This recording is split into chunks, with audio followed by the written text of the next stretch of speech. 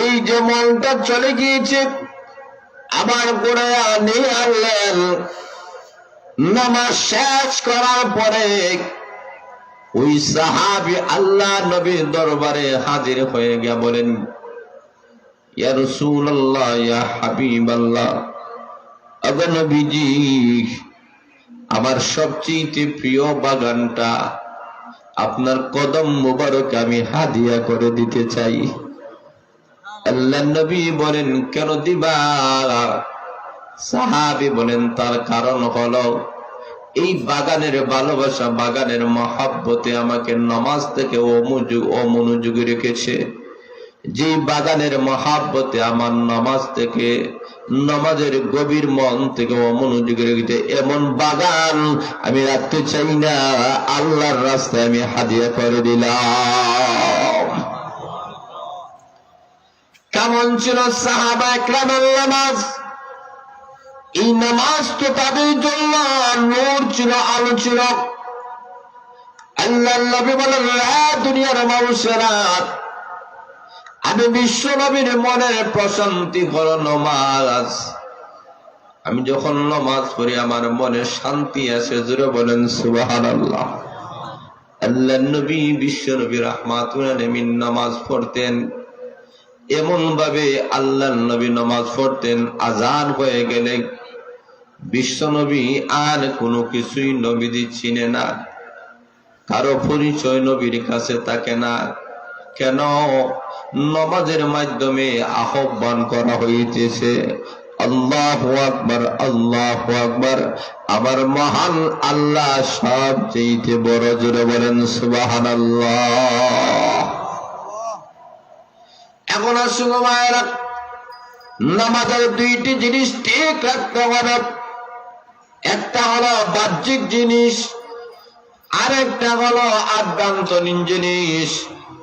বাহ্যিক জিনিস মানে হলো নামাজের ফরজ গুলো সঠিকভাবে আদায় করতে হবে, নামাজের ওয়াজিব গুলো সঠিকভাবে আদায় করতে হবে। নামাজের ভিতরে কিছু সুন্নত আছে কি নাই? কথা বলেন। এই সুন্নত গুলো আদায় করতে হবে। নামাজের ভিতরে যে মুস্তাহাব গুলো আছে এইগুলা আদায় করতে হবে। এইগুলা যথাযথভাবে আদায় করার পরে 2 নম্বর হলো নামাজের ভিতরে মনটাকে হাজির রাখতে হবে। আমাদের সমাজে আমরা অনেক মানুষ এমন আছি, নামাজ পড়ি মসজিদে কিন্তু মনটা দোকানে নাই। কথা বলে, নামাজ পড়ি মসজিদে মনটা বাড়িতে। এইভাবে নামাজ পড়া ঘটনা।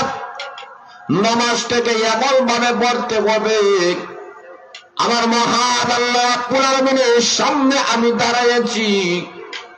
ও দুনিয়ার মানুষেরা রে,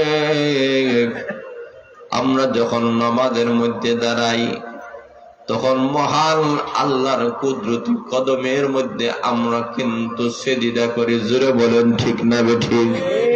কিয়ামতের কঠিন ময়দানে আমার মহান আল্লাহ রাব্বুল আলামিন পরীক্ষা করবেন।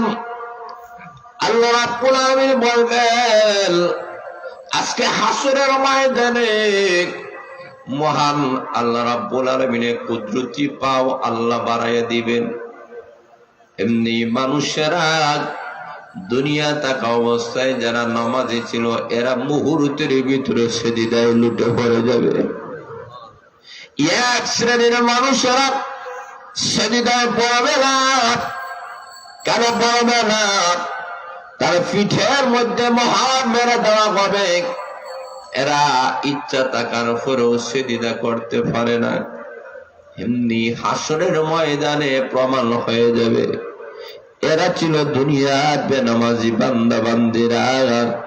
দুনিয়াতে বেনামাজি থাকার কারণে কিয়ামতের কঠিন ময়দানে আল্লাহর কুদরতি পাবে, সেজদা দিতে পারবে না। তাহলে বোঝা গেল কতটুকু অসম্মানের বিষয়, অপদস্থের বিষয়। এই কারণে আল্লাহ রাব্বুল আলামিন বলেন, নামাজটাকে সুন্দর করো, ঠিক করতে হবে। এমন ভাবে নামাজ পড়ো আল্লাহকে রাজি আর খুশি করার জন্য, মানুষকে দেখানোর জন্য নয়। আল্লাহ বলেন যে এক শ্রেণীর মানুষের এমন আছে, এরা নামাজ পড়ে, এরা দুইটা উদ্দেশ্য নিয়ে নামাজ পড়ে। একটা উদ্দেশ্য হলো এরা খামখেয়ালি নামাজ পড়ে, মনোযোগ সহকারে নামাজ পড়ে না। এমন নামাজি সমাজের মধ্যে আছে কি নাই? আরো জোরে বলেন। আল্লাহ কোরআনে বলেছেন ফাওয়াইলুল লিল মুসাল্লিন আল্লাযীনা হুম আন সালাতিহিম সাহুন।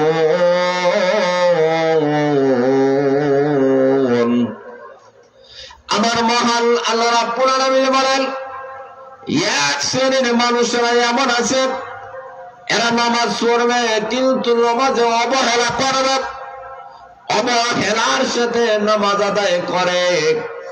দেখবেন সমাজে অনেক মানুষ এমন আছে, নামাজে যখন দাঁড়ায় এক পাও হারায়, এক পাও দেখা যায় না। আছে কি নাই? কথা বুঝেন না? আসেনি? এক পাও হারা আর এক পাও দেখা যায় না, বুঝা যায় হাঁসের মতো। হাঁস দেখবেন কোন জায়গায় দাঁড়াইলে এক পাও আছে, এক পাও নাই। জোরে বলেন ঠিক না ঠিক? এমন ভাবে নামাজের মধ্যে মানুষেরা দাঁড়ায়, বোঝা যায় যেমন কোন সেত বেত নাই। এমন লোক সমাজে আছে কি নেই? কথা বলেন আছে কি নাই? এই কারণে বলা হয় এমন ভাবে নামাজ পড়ো সচেতনতার সাথে। দুই নম্বর হলো এমন ভাবে নামাজ পড়ো আল্লাহকে দেখানোর জন্য, মানুষকে দেখানোর জন্য নয়। এক শ্রেণীর মানুষেরা নামাজ পড়ে, এরা মানুষকে দেখানোর জন্য। এমন নামাজের সমাজে আছে কি নাই? আল্লাহ বলে এমন নাই। নামাজ পড়বা দেখাইবা কাকে? জোরে বলে না কাকে? জিকির করেন লা ইলাহা ইল্লাল্লাহ। জোরে সে লা ইলাহা ইল্লাল্লাহ, লা ইলাহা ইল্লাল্লাহ, লা ইলাহা ইল্লাল্লাহ, লা ইলাহা ইল্লাল্লাহ, লা ইলাহা ইল্লাল্লাহ। জোরে শুনে লা ইলাহা ইল্লাল্লাহ, লা ইলাহা ইল্লাল্লাহ,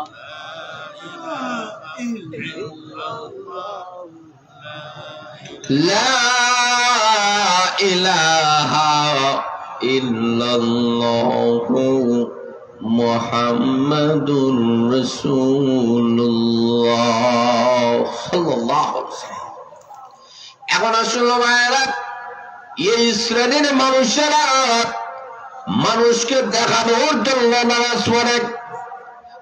আর এই পৃথিবীতে অনেক আল্লাহওয়ালারা যুবক আর যুবতী আছেন, এরা বলেন দুনিয়ার কোন মানুষকে দেখাবো না রে, একজনকে আমি দেখাতে যাই, তিনি হয়েছেন আমাদের মহান আল্লাহ। অসংখ্য অগণিত ঘটনা বলে আছে,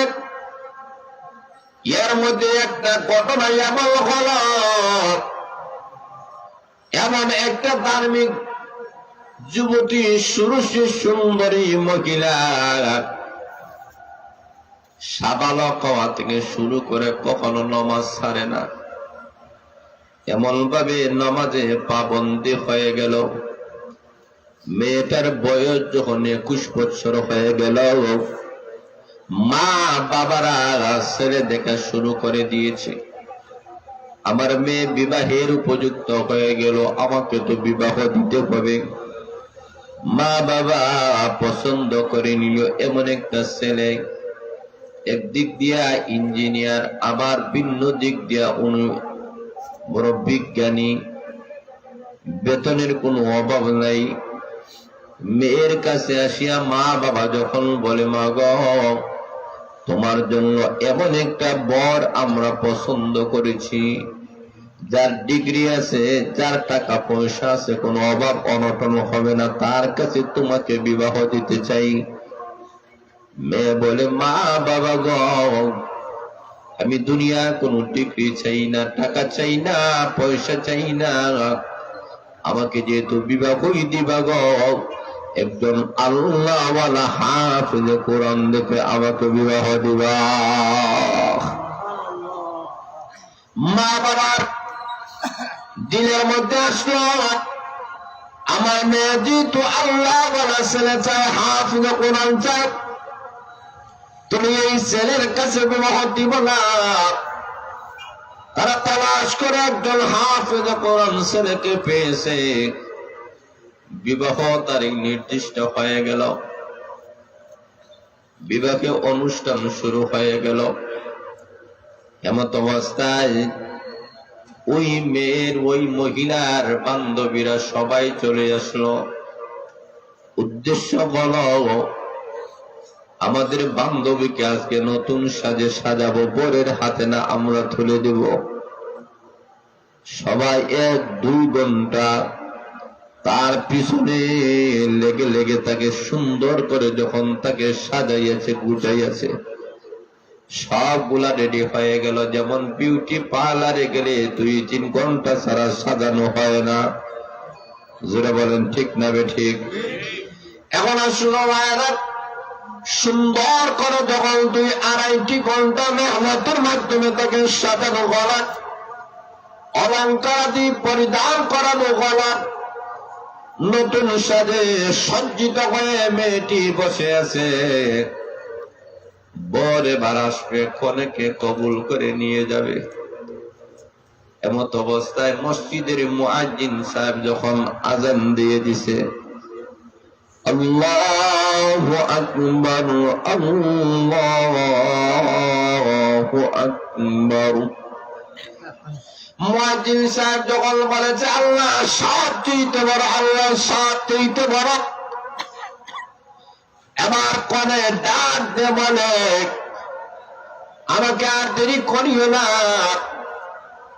আমাকে ওয়াশরুমে নিয়ে চলো।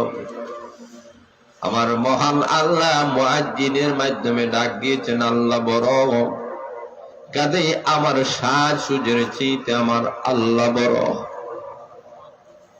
সুবহানাল্লাহ। আরো জোরে বলেন, এই সাজ সুজ বড় না আল্লাহ বড়? আরো জোরে বলেন। এমনি মেয়েটি বলে আল্লাহ বড়, কাজেই এখন আল্লাহ দরবারে আমাকে হাজিরা দিতে পারে। সব অলঙ্কার আদি কুনিয়া, নতুন কাপড় গুলা মেয়েটা কুনিয়া, মুখে যেই মেকআপ করা হয়েছে এইগুলা বাথরুমে গিয়ে ওযুর মাধ্যমে সবগুলা ধুয়ে নিল।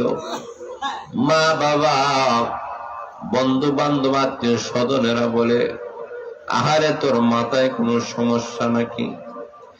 এই মুহূর্তে তোকে বর এসে কবুল করে তোকে নিয়ে যাবে, বরযাত্রীরা আসতেছে, তারা জীবনের সর্বপ্রথম তোকে দেখবে, এই এলোমেলো অবস্থায় দেখলে তো তোরে নিবে না, কবুল করবে না। রে মা, আজকের দিনের জন্য আমাদের ইজ্জত রক্ষা কর, এইভাবে এলোমেলো হইস না। মেয়ে ডাক দিয়ে বলে আমাকে নিলে নেক, না নিলে না, কোনো অসুবিধা নাই, কিন্তু আমি কখনো নামাজ কাজা করতে পারি না।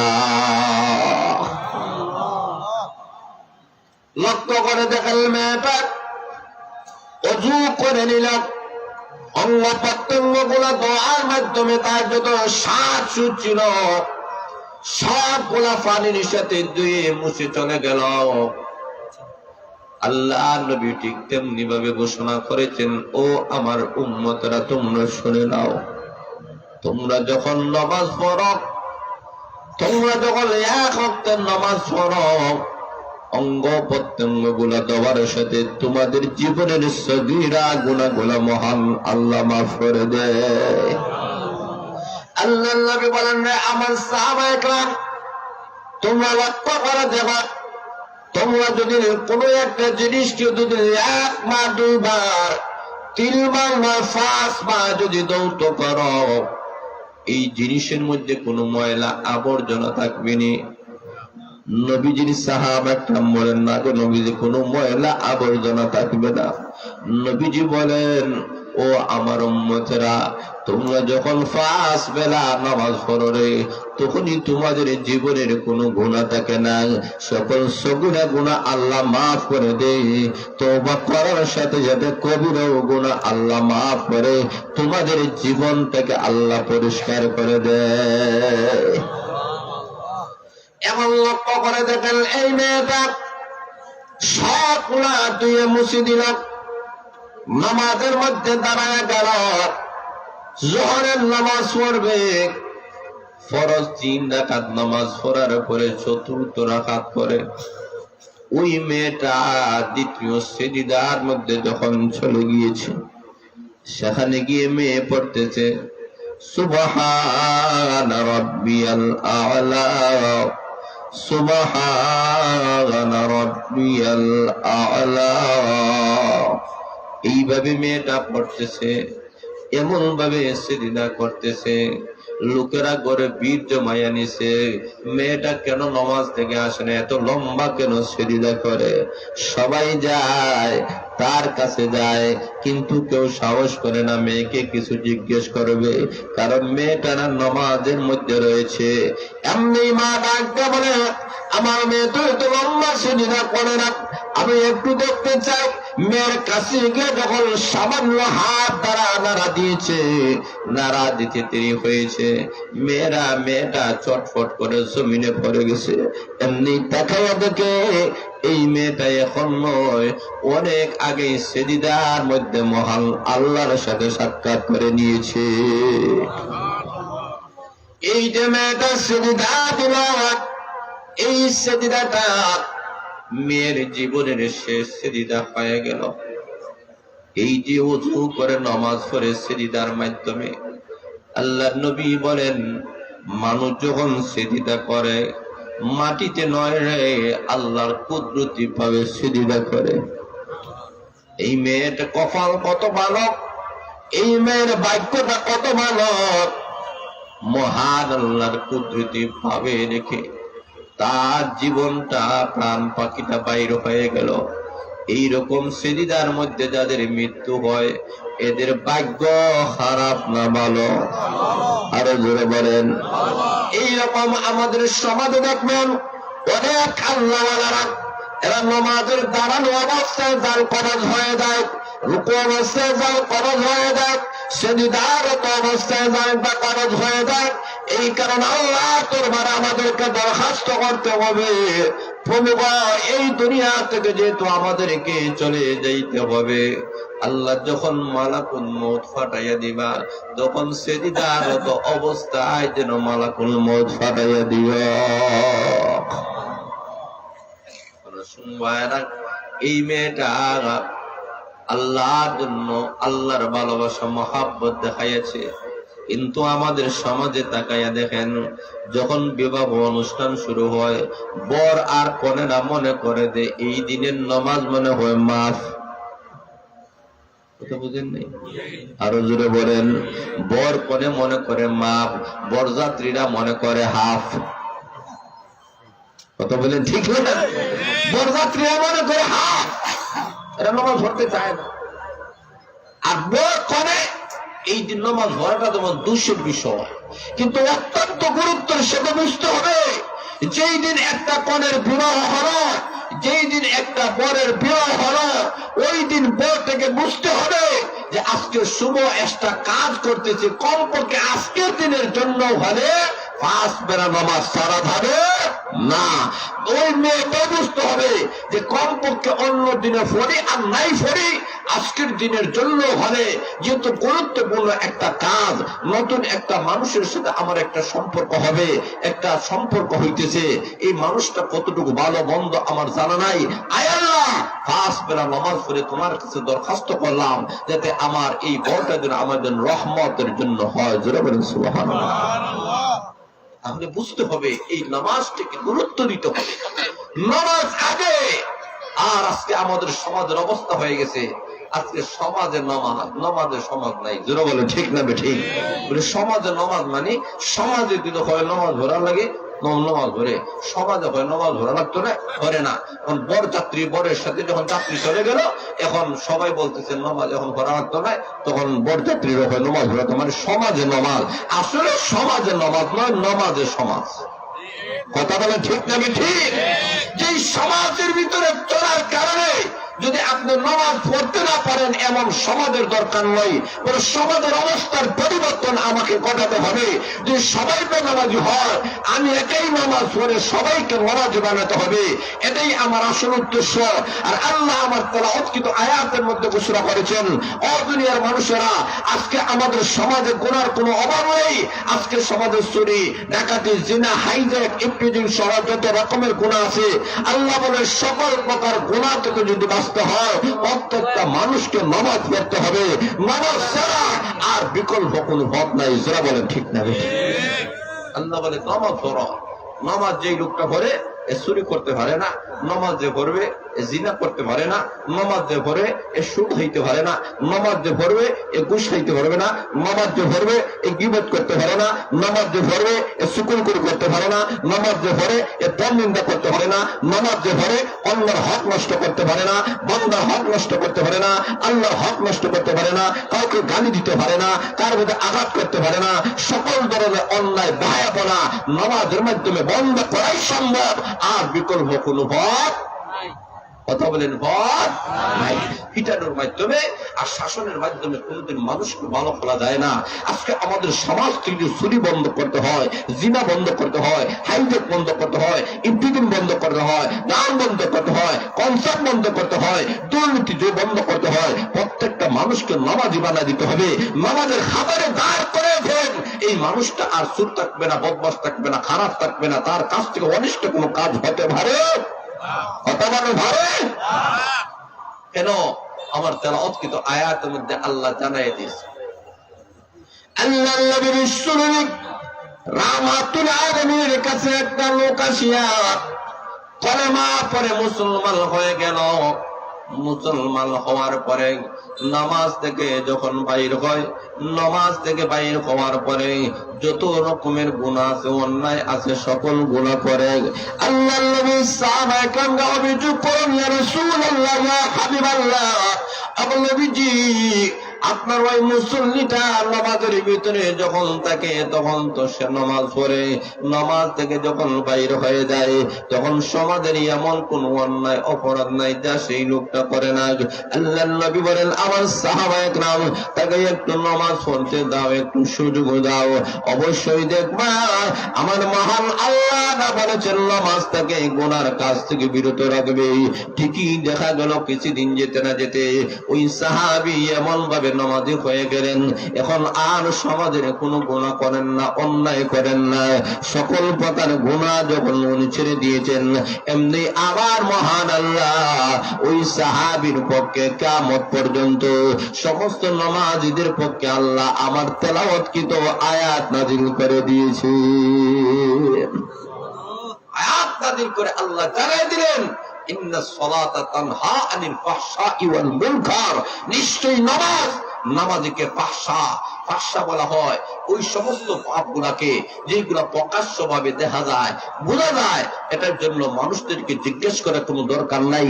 জোরে বলে ঠিক না বেঠিক? যেমন চুরি করা যে গুনাহ, জিনা করা যে গুনাহ, হাইজ্যাক করা যে গুনাহ, মদ হাওয়া যে গুনাহ, গাঞ্জা হাওয়া যে গুনাহ, এটা কাউকে জিজ্ঞেস করা লাগবে? কেউ জানে না, সবাই জানেন। আরো কিছু গুনাহ আছে, এগুলো গোপনীয় গুনাহ, কেউ জানে না। এটার জন্য মাসের মানুষদেরকে জিজ্ঞেস করতে হয়, জানতে হয়। আল্লাহ বলেন, প্রকাশ্য হক অপ্রকাশ্য হক সকল রকমের গুনাহ থেকে একজন নামাজীকে বিরত রাখে। তবে সবচেয়ে বড় হাতিয়ার হচ্ছে কি আমাদের নামাজ। নামাজ যদি ঠিক হয়ে যায়, এই মানুষটা সবগুলা ঠিক হয়ে যাবে, আইন ঠিক হয়ে যাবে, সবগুলা দুর্নীতি বন্ধ হয়ে যাবে।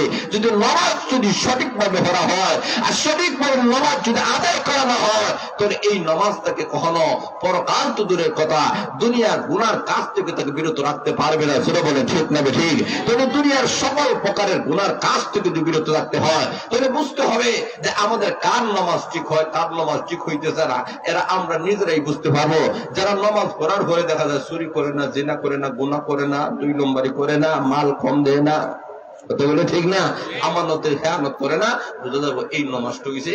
আর যার নমাজ ভরার পরে দেখা যায় দামদামি আছে আর মস্তানি আছে, খারাপ কাম আছে, বুঝা গেল তার নমাজ সঠিকভাবে হইতেছে না। কেন? আল্লাহ আয়াত, এটা আমাদের বাস্তব, আমাদের সামনে, যে নামাজি বান্দা কখনো গুনাহগার হতে পারে। আমার মহান আল্লাহ রাব্বুল আলামিন বলেন, রে দুনিয়ার মানুষেরা, ওয়ালা যিকরুল্লাহি আকবার, নামাজ হচ্ছে সর্বোত্তম জিকির।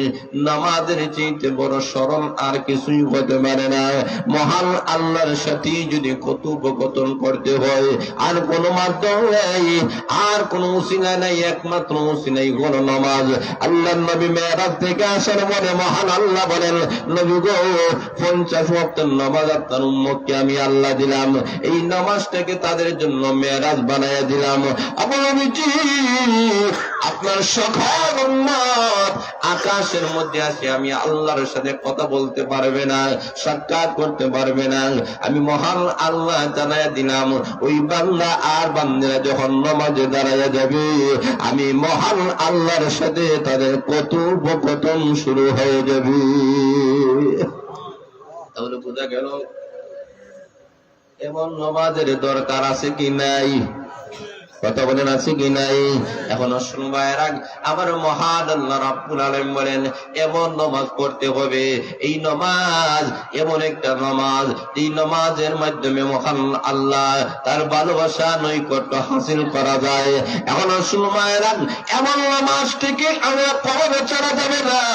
আজকে আমি নামাজ পড়বো, আমার ছেলে নামাজ পড়ে না, আমি নামাজ পড়ি, আমার মেয়ে নামাজ পড়ে না, আমি নামাজ পড়ি, আমার স্ত্রী নামাজ পড়ে না, এটা কখনো হতে পারে না। আমি যদি জিজ্ঞেস করি কেন আপনি নামাজ পড়েন, যদি বলেন এমনি নামাজ পড়ি, ঠিক আছে, অসুবিধা নাই। আর যদি বলেন না আমি নামাজ পড়ি জাহান্নামের আযাব থেকে বাঁচার জন্য, তাহলে কেমন ভাবে আপনি ফজরের নামাজ পড়েন, আপনার স্ত্রী ঘুমায় আপনি আছে, আপনার ছেলে মেয়ে ঘুমায় আছে, জোরে বলেন ঠিক না বেরিয়ে? এটা মুমিন মুসলমানের কাম হতে পারে না। মুমিন মুসলমানের কাম হলো আমি নামাজ পড়বো, আমার মাও নামাজ পড়বেন, আমার বাবাও নামাজ পড়বেন, আমার ছেলে মেয়েরা নামাজ পড়বে, আমার কলিজার টুকরাটাকে আমি দুনিয়া থাকা অবস্থায় দুনিয়ার কোন আগুনে নিক্ষেপ করতে আমি চাই না। এই কলিজার টুকরা যদি বেনামাজি হয়, কিয়ামতের দিন যদি জাহান্নামের লাকড়ি হয়, আমার স্ত্রীকে দুনিয়াতে কষ্ট দিতে চাই না। কিয়ামতের দিন এমন স্ত্রী যদি জাহান্নামের লাকড়ি হয়, আমার মা বাবাকে আমি কষ্ট দেই না। আমার মা বাবা বেনামাজি হয়ে যদি জাহান্নামে চলে যায়, তাহলে এই চাইতে হতভাগা সন্তান আসমানের নিচে জমিনের উপরে আর কেউ হতে পারে না। জোরে বলেন ঠিক না বেরিয়ে? আমরা প্রত্যেকেই যদি দায়িত্ব বহন করি, আমার পরিবারের যত সদস্য আছেন, একজন সদস্য নামাজ ছেড়ে ঘরে বসে থাকতে পারবে না। তারা পুরুষ আছো জামাতের সাথে নামাজ পড়বা, মহিলারা যারা আছো কখনো নামাজ ছাড়া যাবে না। স্বামী যদি বলে আপনি যদি নামাজ না পড়েন গো স্ত্রী, আমি আপনার হাতের খানা খাইব না, এমন ভাবে যদি স্বামী বলেন, এই স্ত্রী নামাজ না পড়ে বসে থাকতে পারে? আরে জোরে বলেন, আরে না, তোর স্ত্রীও নামাজি হয়ে যাবে, আপনার বাবাও নামাজি হন, আপনার মাও নামাজি হন। কারণ মহান আল্লাহ বলেছেন, ইয়া আইয়ুহাল্লাযীনা আমানু ও আনফুসাকুম ওয়া আহলিকুম নারা, হে ঈমানদার লোকেরা, তোমরা নিজেরা জাহান্নামের আযাব থেকে বাঁচো, তোমাদের পরিবার পরিজনটাকে জাহান্নামের আযাব থেকে বাঁচাও। তাহলে বোঝা গেল শুধু নিজেরাই নামাজ পড়ে জাহান্নাম থেকে বাঁচলে হবে না, আমাদের পরিবার পরিজনকে নিয়ে জাহান্নামের আযাব থেকে বাঁচার দরকার আছে কি নাই? আর এগুলো আছে কি নাই? এমন সময় এমন নামাজটিকে আমরা কখনো ছাড়া যাবে না। এই নামাজটিকে গুরুত্ব সহকারে আদায় করতে হবে।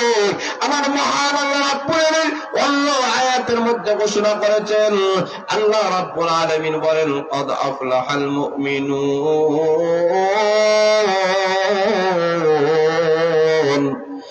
الذين هم في صلواتهم خاشعون। আল্লাহ ওনারা বলেন মুমিন যারা এরা কামিয়াব হয়ে গেছে। 1 নম্বর গুণ হলো এরা যখন নামাজ পড়বে খুশু খুজুর সাথে তারা নামাজ পড়ে, জোরে বলেন সুবহানাল্লাহ। এই গুণগুলোর সর্বশেষে যে গুণটি মহান আল্লাহ বলেছেন, এরা যখন নামাজ পড়বে ওয়াল্লাযীনা হুম আলা সালাওয়াতিহিম ইউহাফিজুন, আল্লাহ বলেন এরা যখন নামাজ পড়বে নামাজটাকে তারা হেফাজত করবে। হেফাজতের মর্ম হলো যথা টাইমে নামাজ পড়া। আমাদের সমাজে অনেক মানুষ আছে যথা সময়ে নামাজ আদায় করে না, কজা করে বেশি। নাই আছে কি নাই? আমাদের সমাজে দেখবেন এক শ্রেণীর মানুষেরা নামাজ আদায় করে না, কজা করে। বদরের নামাজ 8টার সময় আছে কি নাই? কত বলেন আছে কি নাই? বদরের নামাজ 8টার সময়, যেই সময় ঘুম ভাঙে ওই সময় নামাজ। তাহলে বোঝা গেল এটা হলো না। আল্লাহ বলেছেন নামাজ থেকে হেফাজত করো, এর মানে যথা টাইমে তুমি নামাজ আদায় করো। তাকবীর উলার সাথে নামাজ তুমি আদায় করো, প্রথম আউয়াল ওয়াক্তে তুমি নামাজ আদায় করো। সবগুলা পিছনে নেওয়া যায়, নামাজকে কখনো পিছনে নেওয়া যায় না। নামাজের অত্যধিক গুরুত্ব আল্লাহ রাসূল ঘোষণা করেছেন। রাসূল এই কথাই বলেছেন যে শুধু ফরজ নয়, আল্লাহ রাসূল বলেন যে ফজরের নামাজের আগে, ফরজের আগে যে 2 রাকাত সুন্নাত, এই 2 রাকাত সুন্নতের ওই পরিমাণ দাম আল্লাহ রাসূল বলেন এই দুনিয়া এবং দুনিয়ার মধ্যখানে যা আছে সবগুলার চাইতে এই 2 রাকাত নামাজের দাম বেশি। বুঝেন তো দেখি, মাত্র 2 রাকাত সুন্নতের যদি এতই দাম হয়, এই দুনিয়া এবং দুনিয়ার মধ্যখানে যা আছে, এই দুনিয়ার ভিতরে আমেরিকা নাই, একটু কথা বলেন না আপনারা? আসেনি? লন্ডন আসেনি? জার্মান আছে, জাপান আছে। এখন শুনুন ভাইরা, আল্লাহ রাসূল কি বলেছেন, এই দুনিয়া এবং তার মধ্যখানে যা আছে, তাহলে বোঝা গেল গোটা পৃথিবী যা আছে এই সবগুলার চাইতে এর ভিতরে সোনার উপর খনি আসেনি, তেলের খনি, গ্যাসের খনি, কয়লার খনি আছে নাই? আছে। এক কথা যা কিছু আছে সবগুলার চাইতে ফজরের আগের 2 রাকাত সুন্নতের দাম বেশি। এখন সুন্নতের যদি এত দাম হয়, ফরজের কত দাম? ফরজের কত দাম? আজকে আমরা এই নামাজগুলোকে আমরা অবহেলা করি, এই নামাজের প্রতি আমাদের কোনো মনোযোগী নাই। নামাজ আমরা অনেকেই পড়ি, কিন্তু নামাজের মধ্যে মজা আসে না, ভালোবাসা আসে না, নামাজের মধ্যে টেস্ট লাগে না। আমরা চাই ইমাম সাহেব সালাম ফিরাব, আমরা চলে যাই। অনেক সময় ইমাম সাহেব লম্বা করে, আমরা অনেক সময় কাশি শুরু করি। আর ইসলামের আরেকটা বিধান হলো বিনা উজুরে কোন কারণ ছাড়া যদি কেউ কাশি দেয় নামাজ থাকবো, উজুরে বলে থাকবে না। তাহলে লক্ষ্য করে দেন, আমরা সিগন্যাল দিই, কাশি দেই মানে ইমাম সাহেবের সিগন্যাল দিই। ইমাম সাহেবকে কেউ যদি সিগন্যাল দেয় তার নামাজ বাদ। কথা বলে ঠিক না? ঠিক। লক্ষ্য করে দেখেন, আল্লাহ এই নামাজের মাধ্যমে, ইমামতির মাধ্যমে একজন ইমামের সম্মান মর্যাদা আল্লাহ বাড়াইয়া দিয়েছে। কথা বলেন ঠিক না? ঠিক। ইমাম সাহেবের এত সম্মান, কোন মুসল্লি যদি পিছন দিক দেওয়া হয়, আমি তো বড় টাকাওয়ালা, পয়সাওয়ালা, ইমাম সাহেব রুকুতে যাওয়ার আগে আমি আগে যাই, সেজদা করার আগে আমি একটা সেজদা করি নাই, নামাজ উনি না। আল্লাহ বলে এখানে মানতে হবে, আল্লাহ ইমাম সাহেবকে আল্লাহ সম্মান মর্যাদা বাড়াই দিয়েছে এই নামাজের মাধ্যমে। এই কারণে আল্লাহ বলেন এই নামাজটি অত্যধিক গুরুত্বপূর্ণ নামাজ। এই নামাজটাকে কোনো হেলায় খেলায় নষ্ট করা যাবে না।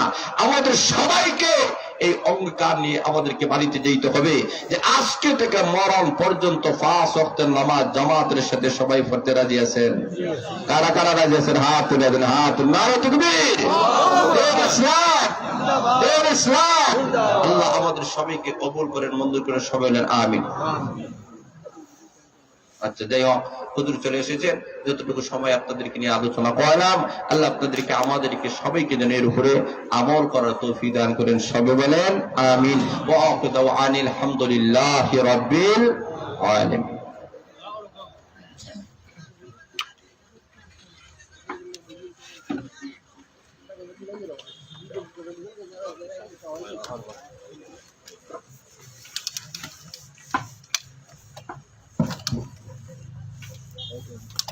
আলহামদুলিল্লাহ, আমরা অত্যন্ত গুরুত্বপূর্ণ নসিহত শুনছিলাম হযরতের কাছ থেকে। প্রিয় উপস্থিতি, এ পর্যায়ে পবিত্র কালামুল্লাহ শরীফ থেকে তিলাওয়াত নিয়ে আসছেন হাফিজ মাহিন আহমদ।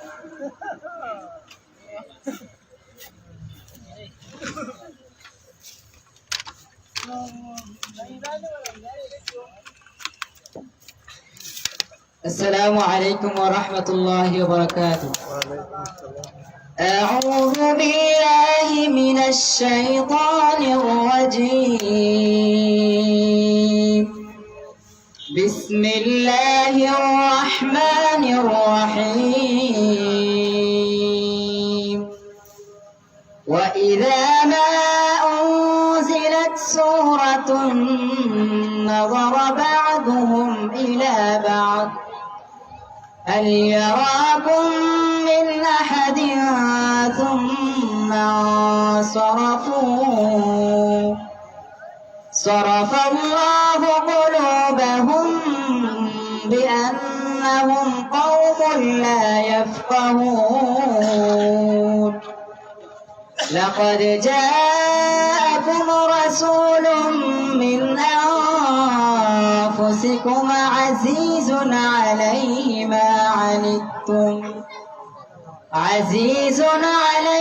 ما عنتم حريص عليكم بالمؤمنين رؤوف رحيم. فإن تولوا فقل حسبي الله لا إله إلا هو عليه توكلت وهو رب العرش العظيم.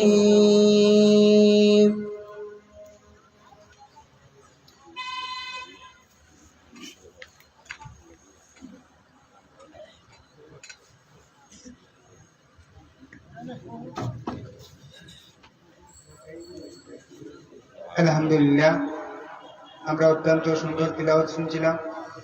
প্রিয় উপস্থিতি, আমরা দেখতে পাচ্ছি আমাদের মধ্যে এসে উপস্থিত হয়েছেন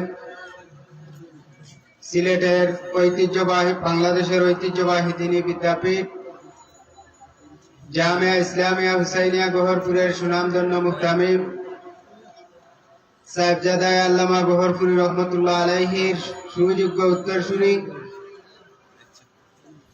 বিশিষ্ট আলেমে দ্বীন হযরতুল আল্লাম হযরত মৌলানা হাফিজ মুসলিহুদ্দিন রাজু সাহেব দামাত বারাকাতুহু এ পর্যায়ে আপনাদের সম্মুখে গুরুত্বপূর্ণ নসিহত পেশ করবেন হযরত মৌলানা হাফিজ মুসলিহুদ্দিন রাজু সাহেব দামাত বারাকাতুহু।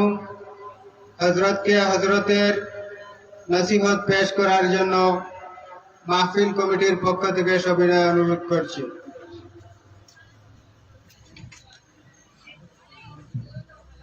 আসসালামু আলাইকুম ওয়া রাহমাতুল্লাহ।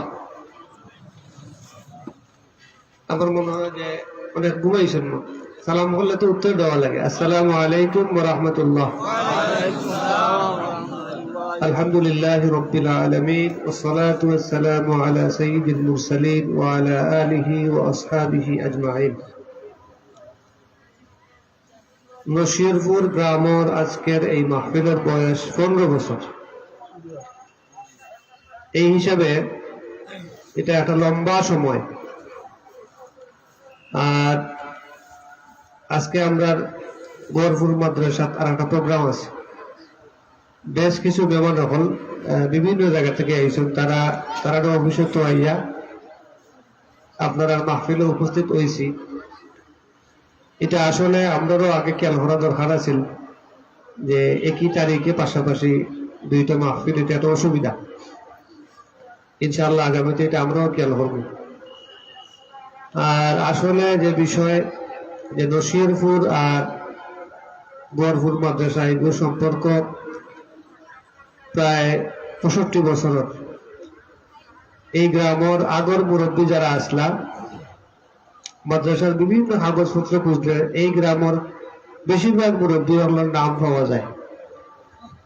এই হিসাবে তারা এত দূর থেকে যাইতা, আজকে আওয়াজ হওয়াটা যেমন সহজ, তখনকার সময় আওয়াজ হওয়াটা সহজ আছিল না। অনেক কষ্ট করি করি মুরব্বিয়ারে কেরাম হল যাইতা, মাদ্রাসার বিভিন্ন প্রয়োজন হল পুরা কর্তা, এবং এই গ্রামের ভূমিকাটা খুব বেশি আছিল। আর মাদ্রাসার উস্তাদ হল, ছাত্র হল, অনেক ছাত্র হল আছেন যারা এই গ্রামের নৈমাজিন খাইছেন। এরা এখন দুনিয়ার বিভিন্ন জায়গার তারা আছেন। এই হিসাবে এই গ্রামের যে কোনো মাহফিল, যে কোনো হুকুম গ্রহণ করা বা মানা আমরা লাগে জরুরি হয়। এই হিসাবে আপনারা সামনে উপস্থিত হওয়া, আর এর ধারাবাহিকতায় এখনকার যারা এই গ্রামের মুরব্বী আছেন, যারা এই গ্রামের পরিচালনা করেন, এই এলাকাবাসীর বিভিন্ন সময় পাশে দাঁড়ায়, তারা হওয়ার আহ্বান এই হিসাবে আপনাদের সামনে শুধুমাত্র আমি একটা সালাম করবার লাগিয়ে আইছি। আর আপনার এখানে প্রোগ্রাম চলে, তারা অনেকেও আমার খুঁজতে আছেন, আমি যাইতে গিয়েইব।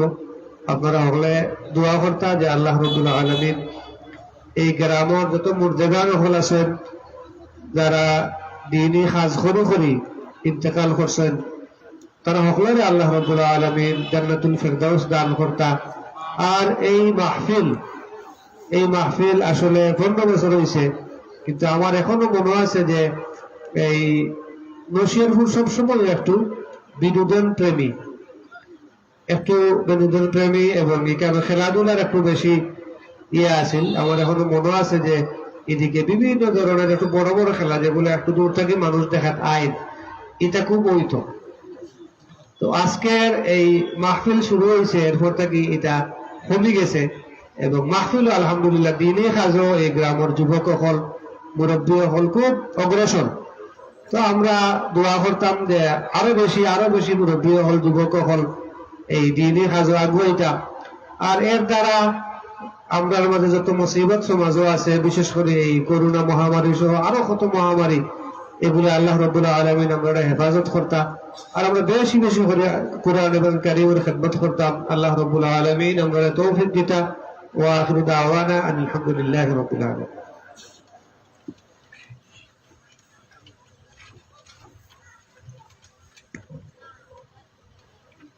আলহামদুলিল্লাহ, অত্যন্ত মুবারকবাদ। হুজুরের শত ব্যস্ততা থাকার পরও আমাদেরকে সময় দেওয়ার জন্য। প্রিয় উপস্থিতি, এই পর্যায়ে আপনাদের সম্মুখে মহাগ্রন্থ আল কুরআন থেকে তিলাওয়াত নিয়ে আসছেন হাফিজ সুফিয়ান আহমদ।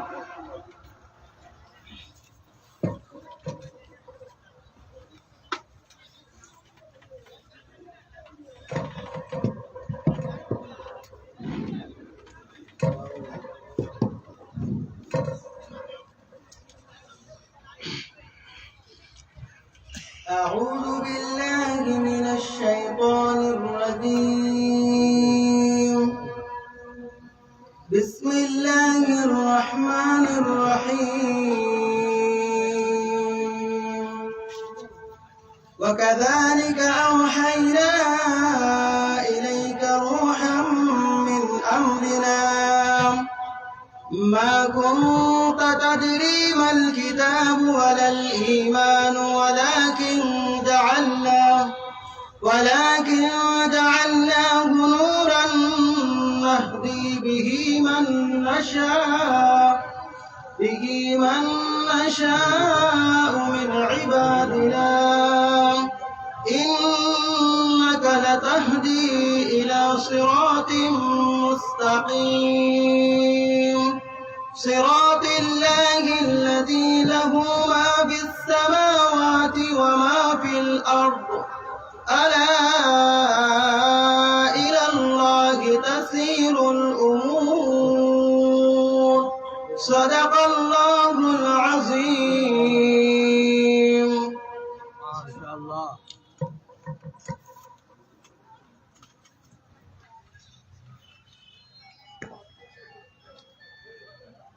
সম্মানিত উপস্থিতি, সম্মানিত মুসল্লিয়ানে কেরাম, আমি বিশেষভাবে অনুরোধ করব যারা প্যান্ডেলের বাহিরে দাঁড়িয়ে রয়েছেন, আমরা দয়া করে মাহফিলের ভিতরে এসে বসে পড়ি, মাহফিলের সৌন্দর্য রক্ষা করি। প্রিয় হাজিরিনে কেরাম, ঐতিহ্যবাহী নসিহরপুর গ্রামবাসীর উদ্যোগে আয়োজিত 15তম বার্ষিক ওয়াজ মাহফিলের অধ্যকার অধিবেশনের এ পর্যায়ে আপনাদের সম্মুখে কুরআন এবং হাদিসের আলোকে অত্যন্ত গুরুত্বপূর্ণ নসিহত পেশ করবেন তরুণ আলেমে দ্বীন, বিশিষ্ট ইসলামী চিন্তাবিদ, ঐতিহ্যবাহী পূর্ব নসিহরপুর জামে মসজিদের সাবেক ইমাম ও খতিব, ঐতিহ্যবাহী দ্বীনী বিদ্যাপীঠ কুবেরাইল জামিয়ার সুনামধন্য শিক্ষা সচিব হযরতুল আল্লাম হযরত মাওলানা হাফিজ আমিনুল ইসলাম সাহেব দামাত বারাকাতুহু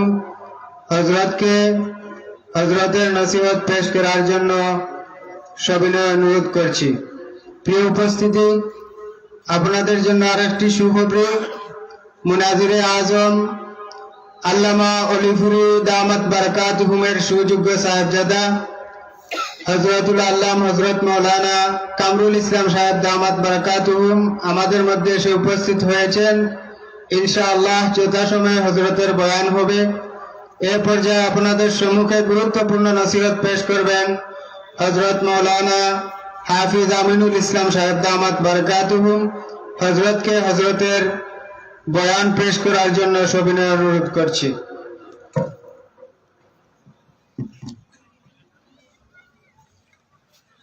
السلام عليكم ورحمة الله وبركاته. الحمد لله نحمده ونستعينه ونستغفره ونؤمن به ونتوكل عليه ونعوذ بالله من شرور أنفسنا ومن سيئات أعمالنا، من يهده الله فلا مضل له ومن يضلله فلا هادي له، ونشهد أن لا إله إلا الله وحده لا شريك له، ونشهد أن سيدنا وسندنا وحبيبنا وحبيب ربنا ومولانا ومحمدا عبده ورسوله الذي أرسل إلى الناس كافة بشيرا ونذيرا وداعيا إلى الله بإذنه وسراجا منيرا. أما بعد فأعوذ بالله من الشيطان الرجيم. بسم الله الرحمن الرحيم. أفمن يعلم أنما أنزل إليك من ربك الحق كمن هو أعمى إنما يتذكر أولو الألباب الذين يوفون بعهد الله ولا ينقضون الميثاق والذين يصلون ما أمر الله به أن يوصل ويخشون ربهم ويخافون سوء الحساب. صدق الله العظيم. وقال رسول الله صلى الله عليه وسلم: لا يدخل الجنة قاطع، أو كما قال عليه الصلاة والسلام. بارك الله لنا ولكم في القرآن العظيم ونفعنا وإياكم بالآيات والذكر الحكيم. صلى الله على سيدنا ومولانا محمد وعلى آله وأصحابه وسلم. صلى الله على سيدنا ومولانا محمد وعلى آله